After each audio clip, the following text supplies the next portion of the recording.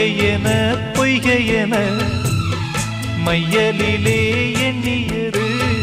காணல் நீதானோ என்னை நீயும் தூண்ட என்ன கோலம் போட்டே மீண்டும் கோலம் போட உன்னை தானே கேட்டே எனக்கொரு அடைக்கலம் வழங்குமோ இதயமே அன்பேவா அருகிலே என் வாசல் வழியிலே